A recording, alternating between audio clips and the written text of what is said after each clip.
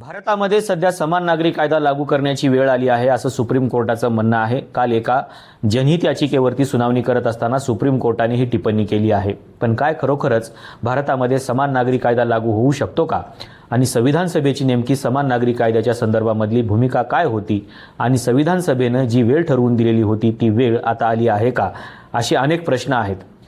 संविधान सभेमध्ये ज्यावेळेस समान नागरी कायद्यावरती चर्चा सुरू झाली त्यावेळेस डॉक्टर बाबासाहेब आंबेडकर समान नागरी कायद्याच्या संदर्भामध्ये प्रचंड आग्रही होते। पण त्यांना असं वाटत होतं की सध्याची जी भूमी आहे किंवा सध्याचा जो काळ आहे हा काळ समान नागरी कायदा पचवण्याचा काळ नाही। डॉक्टर बाबासाहेब आंबेडकरांनी संविधान सभेमध्ये असं उत्तर दिलं होतं की 2 मिनिटांमध्ये मी समान नागरी कायद्याचा मसुदा तुमच्या समोर सादर करतो, पण तुमच्याकडे समान नागरी कायदा पचवण्याची ताकद आहे का।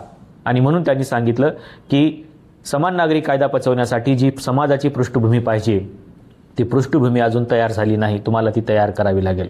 आणि जर तुम्ही ते तयार करण्यामध्ये यशस्वी झालात तर तुम्हाला समान नागरी कायदा लागू करण्यासाठी जास्त वेळ लागणार नाही। पण संविधान सभेचं म्हणणं असं होतं की समान नागरी कायदा जर लागू झाला तर समाजामध्ये अनेक बदल होतील। पण डॉक्टर बाबासाहेब आंबेडकरांचं म्हणणं असं होतं की लेखणीच्या एका फटकाऱ्याने कुठलाही समाज बदलता येत नाही, त्यासाठी समाजाच्या मायकुशीमध्ये तशा प्रकारची बीज पेरणं गरजेचं आहे। आणि जर ते पेरण्यामध्ये आपण यशस्वी झालो तर समान नागरी कायदाच काय कुठलाही कायदा आपल्याकडे यशस्वी होऊ शकतो। पण सर समाजच त्या पद्धतीने तयार झाला नसेल किंवा समाजाची मानसिकता जर त्या पद्धतीने तयार झाली नसेल तर मग मात्र आपल्याला काहीही करता येऊ शकत नाही। डॉक्टर बाबासाहेब आंबेडकर समान नागरी कायद्याच्या बाबतीमध्ये अत्यंत आग्रही होते।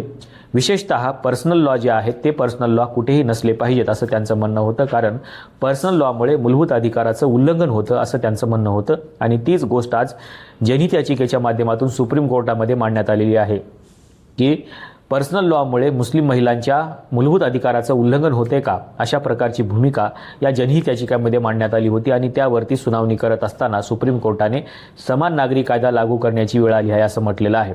तत्कालीन परिस्थितीमध्ये देखील संविधान सभेमध्ये ज्यावेळेस समान नागरी कायदा लागू करण्याची चर्चा झाली त्यावेळेस अनेक धार्मिक सदस्यांनी या समान नागरी कायद्याला विरोध केला आणि त्यांनी सांगितलं की आम्हाला पर्सनल लॉ पाहिजे आहेत कारण ते आमच्या धर्माचा भाग आहे। पण डॉक्टर बाबासाहेब आंबेडकरांचं म्हणणं असं होतं की जिथे वारसा हक्क येतो किंवा महिलांचे अधिकार येतात तिथे मात्र समान नागरी कायदा लागू करणं गरजेचं असतं।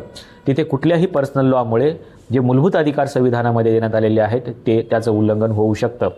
परंतु तरीही जे सदस्य होते त्यांनी विरोध केल्यानंतर डॉक्टर बाबासाहेब आंबेडकरांनी भारतीय संविधानाच्या आर्टिकल 44 मध्ये युनिफॉर्म सिव्हिल कोडचा उल्लेख केला आणि त्यांनी सांगितलं की राज्याने त्या राज्यातल्या नागरिकांना समान नागरी कायदा लागू करण्यासाठी जे काही पावलं उचलता येतील ती पावलं उचलली पाहिजेत। जर ही भूमी तयार करण्यामध्ये राज्य यशस्वी झाले तर येणाऱ्या कालखंडामध्ये आपण सहजरित्या समान नागरी कायदा लागू करू शकतो। डॉक्टर बाबासाहेब आंबेडकरांना एका पत्रकाराने देखील असा प्रश्न विचारला होता की समान नागरी कायदा भारतामध्ये लागू करणं शक्य आहे का। त्यावेळी डॉक्टर बाबासाहेब आंबेडकरांचं उत्तर तेच होतं की संविधानामध्ये आपण आर्टिकल 44 मध्ये ज्या तरतुदी केलेल्या आहेत त्या तरतुदीच्या अनुषंगाने राज्याने भविष्यामध्ये विचार करायचा आहे आणि हा कायदा 3 टप्प्यामध्ये लागू करायचा आहे। पहिल्या टप्प्यामध्ये ज्या लोकांना हा पर्सनल लॉ बाजूला करून समान नागरी कायदा स्वीकारायचा आहे त्या लोकांनी पुढे यावं, त्यांनी हा कायदा स्वीकारावा। दुसऱ्या टप्प्यामध्ये त्या कायद्याच्या अनुषंगाने जनजागृती करावी आणि तिसऱ्या टप्प्यामध्ये हा कायदा ऑटोमॅटिकली लोक स्वीकारायला लागतील। आणि म्हणून या 3ही टप्प्यामध्ये आपल्याला काम करणं गरजेचं होतं। आणि म्हणून डॉक्टर बाबासाहेब आंबेडकरांनी असं वाटत होतं की ज्यावेळेस हे सगळे टप्पे पार होतील त्यावेळेस अशी वेळ येईल की लोक ऑटोमॅटिकली समान नागरी कायद्याची डिमांड करायला लागतील आणि त्याचं पालनही करायला लागतील।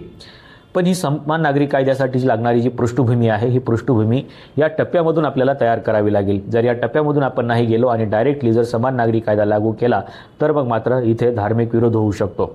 ज्या धर्मामध्ये पर्सनल लॉला मान्यता आहे किंवा जे पर्सनल लॉ फॉलो करतात ते लोक याला सातत्याने विरोध करत राहतील। पण त्यांच्यामध्ये जागृती करणं, त्यांच्यामध्ये जाणं आणि समान नागरी कायद्याचं महत्त्व पटवून देणं आणि तशा पद्धतीची समान नागरी कायद्याची जी पृष्ठभूमी आहे ती पृष्ठभूमी तयार करणं हे आपलं काम असेल। आणि म्हणून ज्या लोकांना समान नागरी कायदा हवा आहे किंवा ज्या लोकांना हे परिवर्तन हवं आहे त्या लोकांनी समाजामध्ये तशा प्रकारची पृष्ठभूमी तयार करण्याचा प्रयत्न करावा। डायरेक्टली हा कायदा जर लागू केला तर इथली जी धार्मिक आणि सामाजिक परिस्थिती आहे ती धार्मिक आणि सामाजिक परिस्थिती या कायद्याला ॲक्सेप्ट करू शकणार नाही। आणि म्हणून त्यांनी सांगितलं की ह्या कायद्याला ॲक्सेप्ट करणारी परिस्थिती आपल्याला निर्माण करता आली पाहिजे आणि तशी जर वेळ भविष्यामध्ये आपण निर्माण करू शकलो तरच आपण या समान नागरी कायद्याला यशस्वीरित्या पार पाडू शकतो। परंतु जर आपण याला डायरेक्टली लागू केलं, कुठल्याही प्रकारची पृष्ठभूमी तयार नाही केली, लोकांची मानसिकता नाही तयार केली, तर सातत्याने या कायद्याला विरोध होत राहील। आणि म्हणून डॉक्टर बाबासाहेब आंबेडकरांनी सांगितलं की आत्ता नाही पण भविष्यामध्ये तुम्हाला हा समान नागरी कायदा आणावा लागेल। पण कधी आणावा लागेल याचं उत्तर त्यांनी 3 टप्प्यामध्ये दिलं आणि 4थ्या टप्प्यामध्ये हा समान नागरी कायदा लागू होऊ शकतो असं सांगितलं। पण हे 3 टप्पे आपण पार केलेत का, हा खरा प्रश्न आहे। आणि आज जर आपण बघितलं तर आपल्याला असं दिसेल की या परिस्थितीमध्ये लोक आपापल्या जातीला, आपापल्या धर्माला जास्त मानायला लागलेले आहेत, त्याचे नियम ते फॉलो करायला लागले आहेत। आणि अशा परिस्थितीमध्ये म्हणजे तत्कालीन परिस्थितीसारखीच आता देखील तशीच परिस्थिती निर्माण झालेली आहे। या परिस्थितीला आपण बदलू शकलो नाही। येणाऱ्या कालखंडामध्ये लोकांना जातीच्या आणि धर्माच्या पलीकडे जाऊन विचार करायला भाग पाडावा लागेल आणि राष्ट्र ही जी संकल्पना आहे ही संकल्पना त्यांच्यामध्ये रुजवावी लागेल। जर आपण हे करण्यामध्ये यशस्वी झालो आणि या म्हणजे धार्मिक आणि जातीय कायद्यापेक्षा जर आपण काही वेगळे कायदे किंवा वेगळी पृष्ठभूमी आपण त्यांच्यासमोर मांडली तर कदाचित हे लोक त्याला स्वीकार देखील करू शकतील।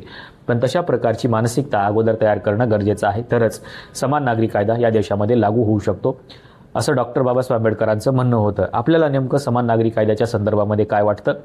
तशा प्रकारची वेळ आपण तयार केलेली आहे का? तशा प्रकारची पृष्ठभूमी आपण तयार केलेली आहे का? आणि जर केली असेल तर आता समान नागरी कायदा लागू करण्याची वेळ आली आहे का? आपल्याला नेमकं काय वाटतं हे सांगायला विसरू नका। आजच्या व्हिडिओमध्ये आपण इथेच थांबूया। धन्यवाद।